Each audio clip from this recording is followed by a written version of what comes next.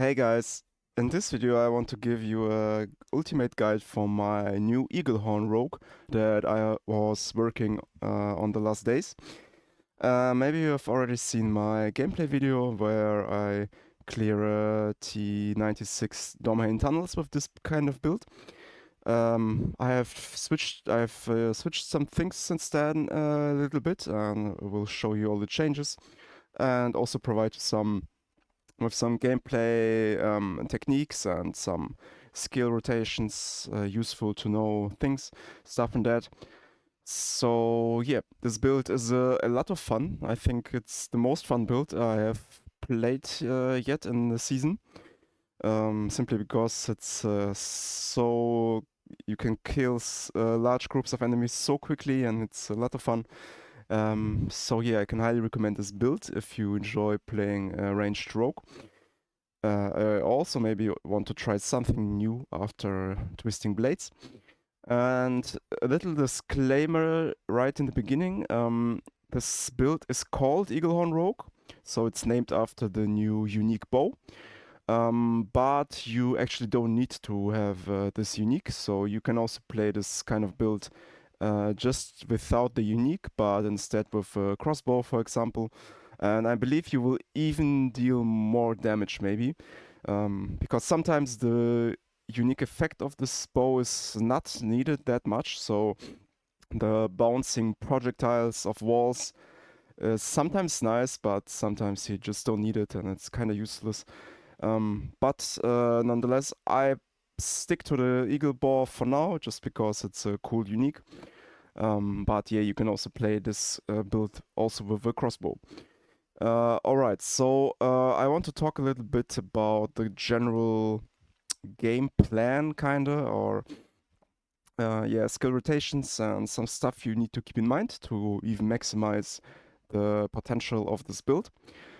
So first I want to talk about the skills a little bit. As you can see, we are not only using penetrating shot, but we also have rapid fire in our skill bar. And this is simply due to the fact that penetrating shot's biggest weakness is its single target damage. And I can just go back a little bit, and you can see how quickly I was able to kill this elite champion with penetrating with rapid fire. So what I do is I dash through him to him. I stun him with my shadow step, cast my poison trap, lay down my poison trap, and some rapid fires, and he's dead. With penetrating shot, this kind of fight would take like 3 to 4 times longer, I believe.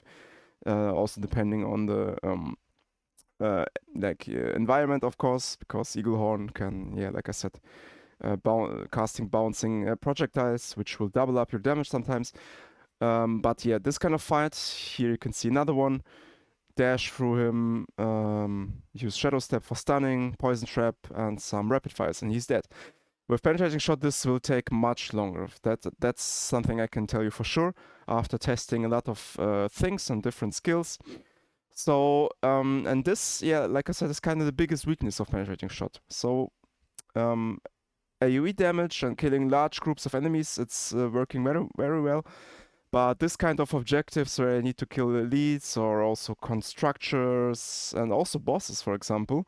So like, yeah, enemies with large HP. These are the times where I found out you just need something like rapid fire. And you could play without rapid fire, but yeah, it will take much longer, and I think it's just not worth it. So yeah, that's the reason for rapid fire. It's inspired by the Flurry Rapid Fire Rogue a little bit, where you also have the same kind of issue. You have Flurry for big AoE, and then you need something for single target damage. Okay, so now let's talk about some gameplay, yeah, skill rotations, gameplay patterns. So we are playing with Barber Heart, obviously. It's the most OP heart right now for Rogue, and I believe for all kind of classes. And another heart that is really good for this kind of build is the Shadow Decoy trap heart. So there's a heart that says after using a subterfuge skill, so for example poison trap, you will lay down shadow decoy trap, and this will taunt enemies to move towards this trap.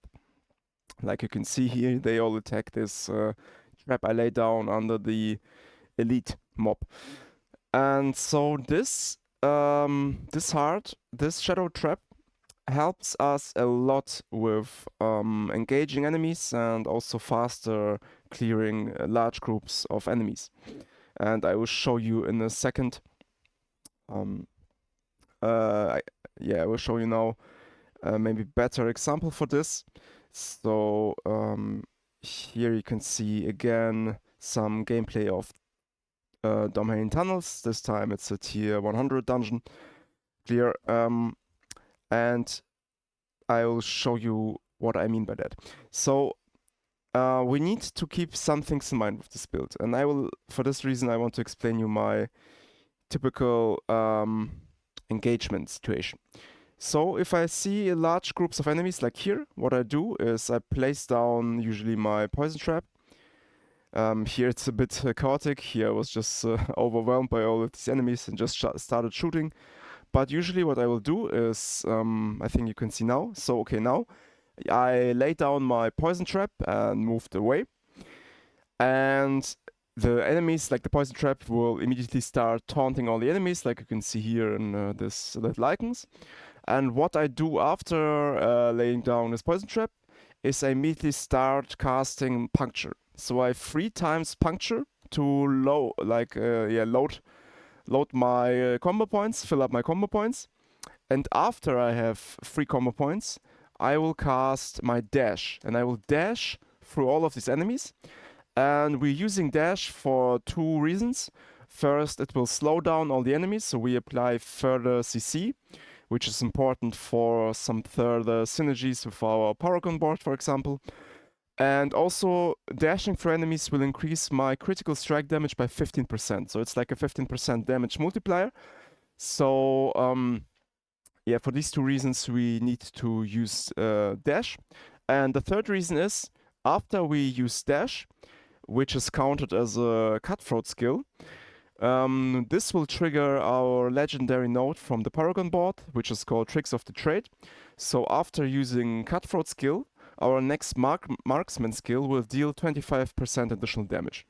So you can see, alone with dashing through enemies and then casting penetrating shot, we will have several damage multipliers. So the CC, the critical strike damage increase, and the Tricks of the Trade multiplier. And for this reason, it's important to cast a puncture before we dash. So we get our combo points for even more damage before we dash, and after the dash we can immediately cast penetrating shot, and you can see all the enemies immediately just die with 1 shot. And this is the goal we want to achieve. We want to gather these enemies in one spot, and the taunting trap just helps us with this task by a significant amount. And after taunting the enemies to one spot, we will cast puncture, dash through them, and then use penetrating shot. And now you can recognize this pattern in quite every combat. So again here, taunting them, casting puncture, dashing, and penetrating shot. And of course, if you meet some smaller groups of enemies, you don't need to exactly follow this rule. You can also just finish them off with some punctures and maybe 2 casts of penetrating shot.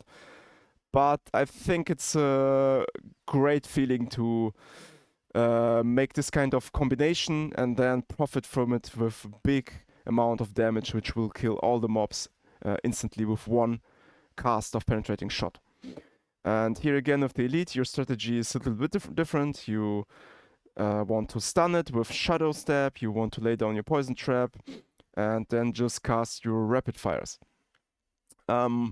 So yeah, but this is basically the skill rotation that I use, and I was really glad it worked, because yeah, I just theory crafted this kind of pattern and it just works fine. So here again, oh man, I just love this huge explosions. So one time again, I lay down this poison trap, I start puncturing.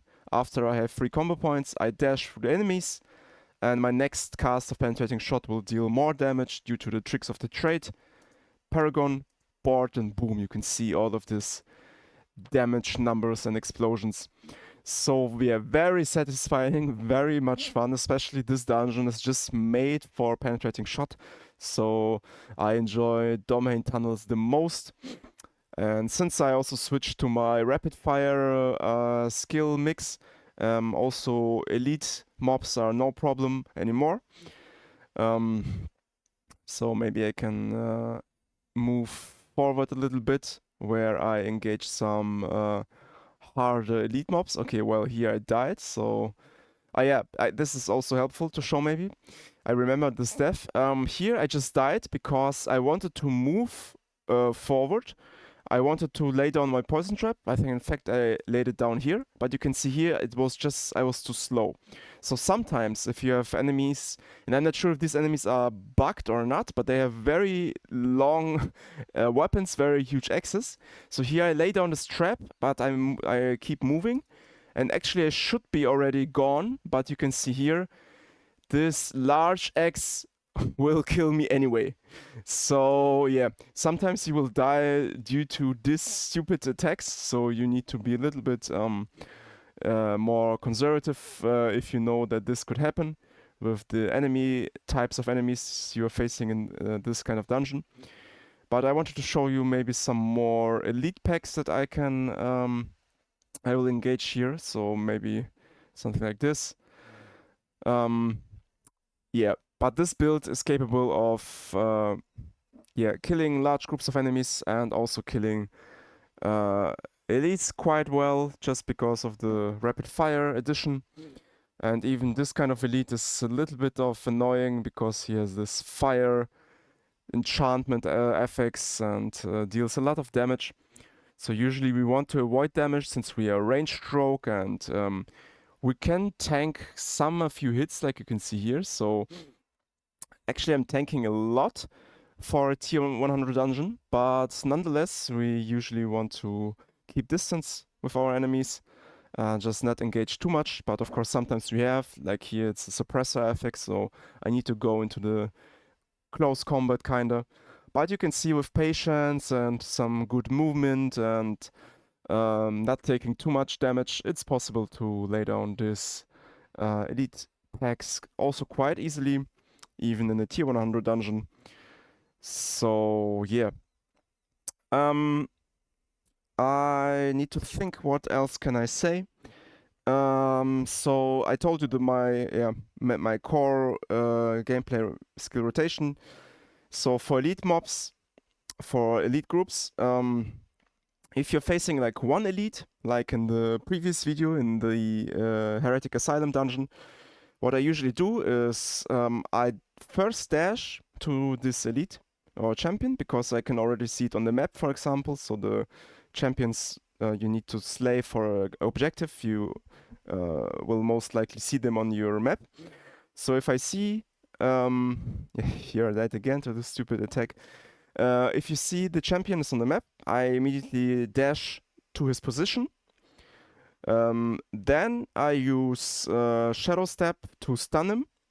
After Shadow Step, I immediately lay down my Poison Trap. So after he recovers from the stun, he will get knocked down by the Poison Trap. So I apply a lot of CC. And so yeah, dash, Shadow Step, and Poison Trap. And then I start my combination of Puncture and Rapid Fire. Also use Evade one time, it's because Evade will also increase my critical strike damage by 30% for my Rapid Fires.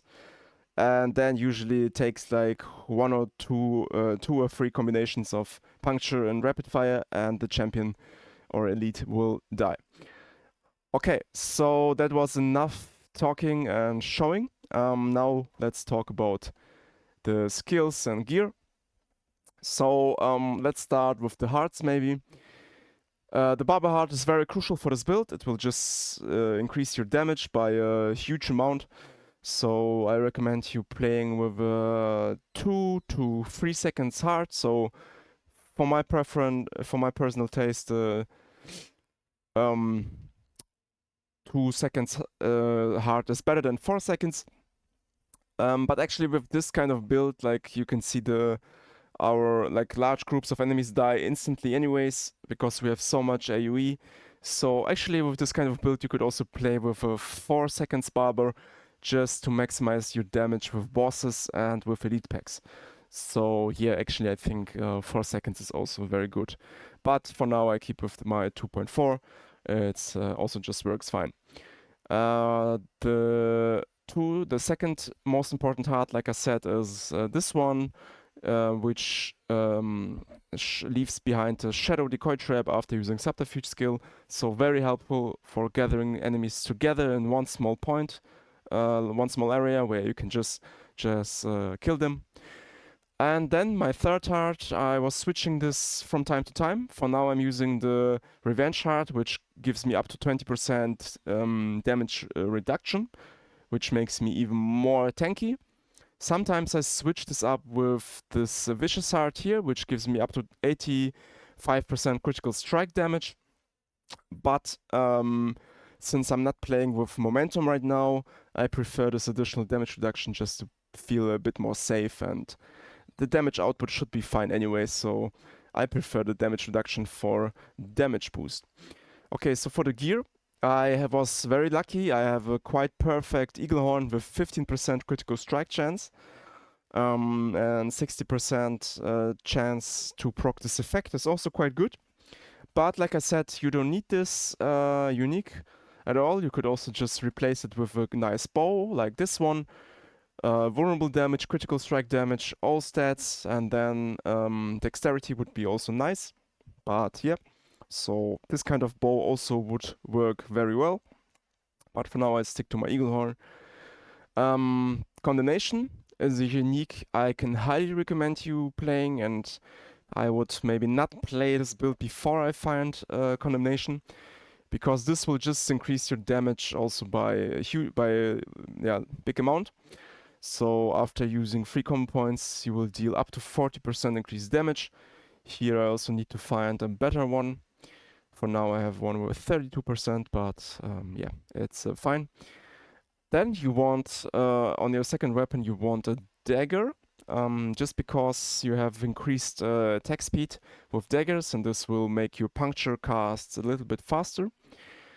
So yeah, I prefer daggers right now in this meta, and especially for this build. And on the dagger, you also want, as always, vulnerable damage, critical strike damage, all stats, and dexterity.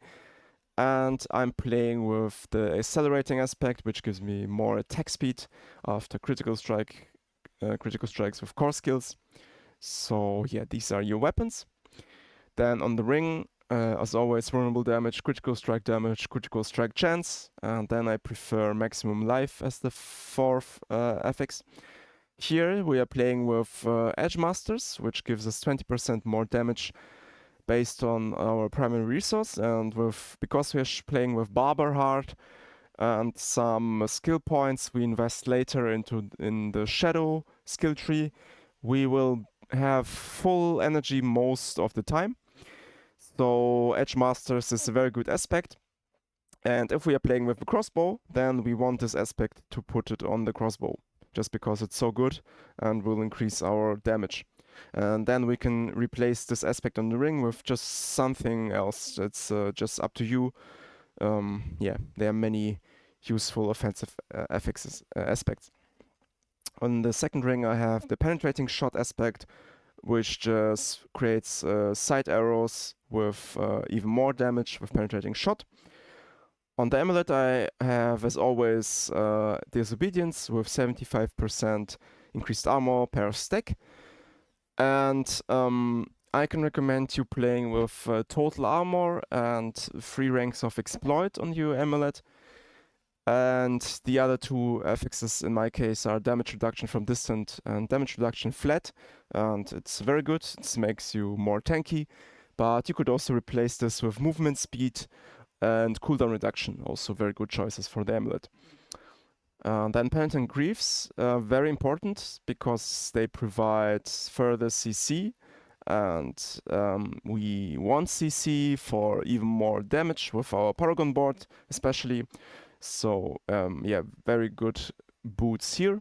If you don't have them, you can obviously just play some other boots with movement speed and maybe some damage reduction while injured, and also put down some movement aspect, maybe, I don't know, something like this, Ravager's aspect.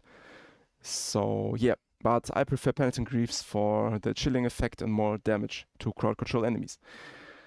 On our pants, I usually like to play with Might. Here I have a quite nice stats on the pants.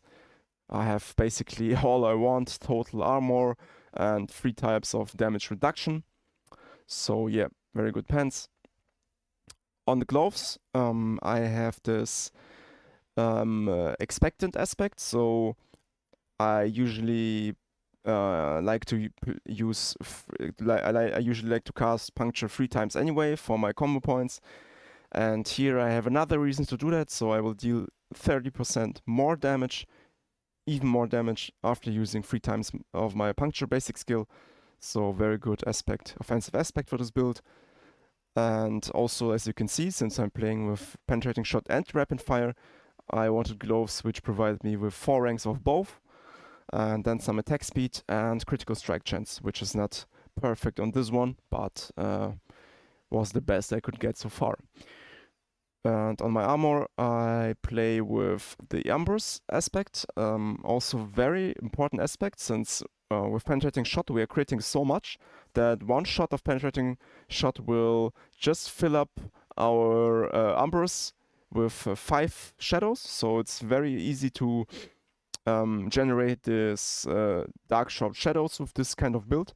So very important to have the Ambrose aspect with as much lucky hit chance as you can find. And on this armor also some defensive stats as usual. And on the helmet I have explosions from Victimize Keys passive heal you. So this is maybe something you don't see too often. I will show you the skills next, and you will see that I'm playing with the Victimize passive skill. And I before that I used to play with Momentum passive, but Momentum passive is quite hard to trigger with only 2 cutthroat skills, which are Dash and Shadow Step in this build. So Momentum was very difficult to play with this kind of build, so I switched to Victimize because I wanted some healing. And this aspect is also very good for healing, since it will, it can heal you up to 1000 life per Victimize explosion, because usually you, if you trigger an explosion, you will deal damage to at least 5 enemies or so. So you will always get the full amount of healing out of this aspect. So yeah, you can say each explosion will heal us for the maximum amount. So it's also quite nice for healing. But I'm still testing and experimenting, so maybe I will switch this up with something like the cheats aspect for more damage reduction, because I'm still not sure if it's worth to run healing in this kind of build or not. But for now, I really enjoy this, and yeah, that's the reason for that. So I hope I didn't forget anything with the gear. So now let's quickly go over the skills. So as always, we start with puncture for vulnerability on single target enemies. So then we go into penetrating shot, and I'm playing with the improved penetrating shot for more critical strike chance. Very good to increase your average damage. Then I go also full, like 5 points on rapid fire. And here we want to play with advanced rapid fire. So after using evade, we will increase our damage by 30%, which is quite significant. So yeah, very good damage dealer for single targets. Then here I play with Methodical Shadow Step for the stun effect, like I said. So stunning elites will improve our damage and also just stun them so they can't attack you. so very good for dealing with single target elites and champions. Here, the Shadow Step, I already explained to you all the interactions we have here with the increased critical strike damage and the slowing effect for also more damage and damage reduction. 3 points into Weapon Mastery for more damage, as well as 3 points into Exploit and Malice for more damage. Here, 1 point to Dark Shroud is just enough, but yeah, if we would not play with something like Rapid Fire, I would put more points into Dark Shroud. But I think it's more worth it to put points into Rapid Fire for more damage. Here I'm playing with the Subverting Dark Shroud because I like the increased movement speed, since we want to be very agile as a ranged rogue. And here Poison Trap with Enhanced Poison Trap for knocking down the enemies. Here, this is what I was talking about regarding resource management with the Barber Heart. So if you didn't know, Barber Heart is a shadow explosion, so it's shadow damage. And that's why consuming shadows will always grant you 20 energy per damaged enemy. So that's why we will have full energy all the time if we are playing with the Barber. Here I put 1 point in Deadly Venom and 3 into the Toxins for further damage reduction, just for the use of Poison Trap. So enemies that are affected by the Poison Trap will deal less damage to us.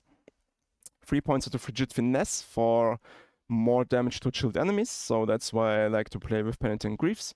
They will just increase our damage even further. Here, as always, I like to play 3 points with Haste for more movement speed, and 3 points into Trap Mastery for more critical strike chance. And actually, together with the Eaglehorn, which also provides us 15% critical strike chance, I actually have a lot of critical strike chance, so you can also you can add like 20% because of the penetrating shot ability, and then also 12% after using Poison Trap. So realistically, I have something like 85 to 88% critical strike chance, so this is very, very big amount. And the passive skills, like I said, I tried many things. I tried close quarters combat, I tried momentum, I tried precision, and now I switched to victimize. So victimize, like I said, together with the cruel sustenance aspect, we are able to heal up quite a lot. So this is obviously one reason I wanted to play with victimize, but also victimize is quite how to say, undervalued maybe, so, or underestimated. People rarely play with Victimize. And I have to say, I think Victimize is actually quite good for dealing damage. So just because Penetrating Shot also has quite a high lucky hit chance, because if we are playing with combo points, we are also increasing our lucky hit chance of Penetrating Shot. So Penetrating Shot has more than 80% lucky hit. And if we are, like, let's say we are pulling together at least 10 different enemies, usually it's much more than 10, but let's say we group together 10 enemies and fire one single shot of Penetrating Shot. What this basically does with Victimize is it will, on average, trigger Victimize 2 times, okay? So just because we have such high lucky hit, and the devs also buffed Victimize in the recent patch, so I think it used to be 35% lucky hit chance, now it's 45%, from 35 to 45. So on average, if you're hitting 10 enemies with your Penetrating Shot, you will proc this Victimize key passive like 2 times on average. So what this means is you will deal 2 times additional 23% damage. And because this is AoE, you will deal this to all of these enemies if they are grouped up in a small area. So what I want to say here is attacking, like dealing damage to 10 enemies which are grouped up in a small area, this key passive will deal more damage than, for example, close quarters combat, because close quarters combat gives you like 30% damage multiplier, while here if you can proc this 2 times on average, it will give you 2 times 23% damage multiplier. So that's the way you need to look at this, okay? So actually this deals quite some damage if you have a quite high lucky hit skill, like penetrating shot does. So yeah, I think together with the healing and the damage potential of this skill, Victimize is a very good key passive. So it's slightly better than close quarters combat if you're facing large groups of enemies. And it can also heal you. So yeah, that's why I'm playing with this right now. But like I said, I've tried many things and I'm still trying some things and experimenting. So momentum also worked kinda okay for a bit, but yeah, then I realized it's a bit too clunky for me. But close quarters combat is also just fine because you also get the additional 20% attack speed, which is also very nice. So if you don't need the ceiling, you could also switch to close quarters combat. I think they are kinda even. But yeah, this one a bit underrepresented, but I think it's a very good key passive. So yeah, let's now finish off with the Paragon board. I'm very happy with the Paragon. So we are starting with the Pride Glyph. This will increase our damage by 13%. And because Barber always with Barber Heart, the enemies are always healthy before they explode. This glyph, yeah, basically just increases your total damage by 13%. Because, like I said, Barber Heart has very good synergies with attacking healthy enemies. And also, like, this is the reason why we want to maximize our exploit passive, because also here we increase our damage to healthy enemies, and enemies are always healthy with Barber Heart. So yeah, we take here Pride. Don't really need the skillful rare node. I don't care too much about additive damage, and I'd rather like to be very efficient so I can take more nodes later on. So yeah, I start with Pride.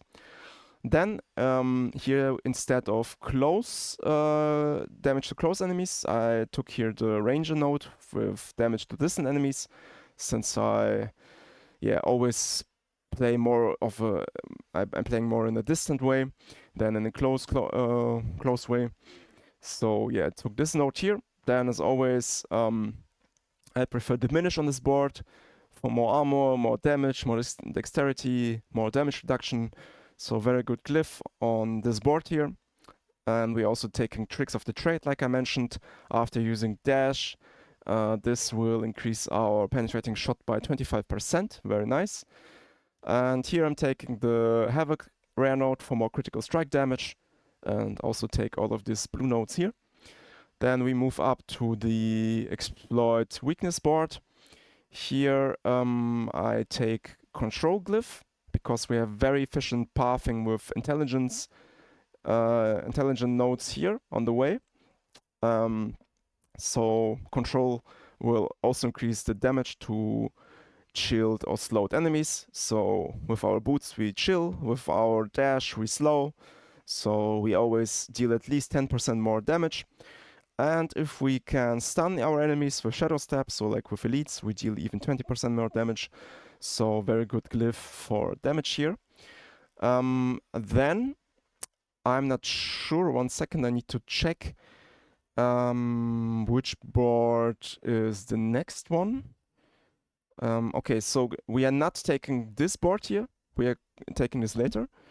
But for now, we are going to the right and taking this cheap shot board here. And here we take this glyph, this node for further critical strike damage to crowd control enemies. This node for additional damage reduction.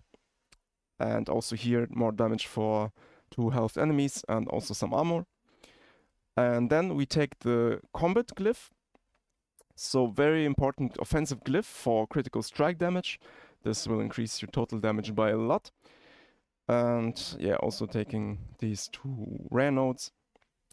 And yeah, here I'm even maximizing up. So I have 39 intelligence here for the maximum amount of critical strike damage.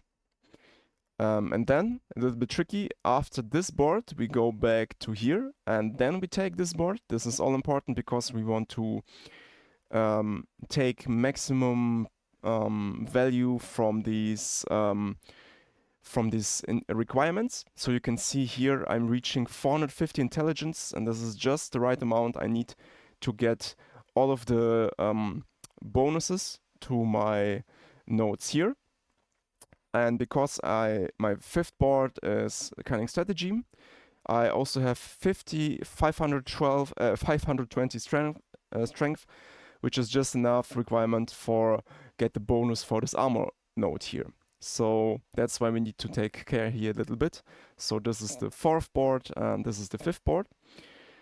And here I play with Devious, also very good, gives me armor, gives me damage, gives me everything. And also very efficient glyph pathing here.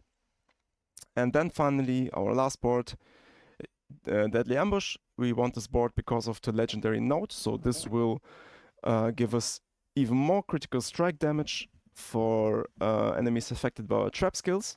So especially versus elites, if we lay down our poison trap, we will deal more damage to them. And here we're playing with Exploit, a very also important glyph to make our enemies vulnerable. So yeah, this is the reason for this board and this glyph. And keep in mind, this is an optimized board for level 100 characters. I think I will edit the max roll planner and I will put down a board for leveling purposes. But since I'm level 100, this is the optimized board you want to respec after reaching level 100. And then this is by far, I believe, the best and most efficient Paragon board for this build. Okay, so I think I gave you already long enough video and long enough guide. So I had really much fun with this build. I hope you will also have fun with this if you want to try it out. I think it's my favorite build for now in Season 1. Even better than the Twisting Blades Barber Rogue. So yeah, I can highly recommend trying this out. It's also not too bad. You can push for tier 100 dungeons, but you can also lower a bit, like if you want to speedrun tier 80s or 85s, you can do that with this build very comfortably, and also maybe boost some people on the Discord channel, like earn some gold by boosting people in domain tunnels and dungeons like Domain and Sarret Slayer. It's a very good, very fast speed farming build. So yeah, maybe I will update this if I have some new discoveries and change some things up. And I will let you know. So thanks for watching, guys. I hope you learned something and had fun. Like my video, subscribe to my channel if you enjoy this content. And I guess I'll see you in the next one. Have a nice day and bye-bye.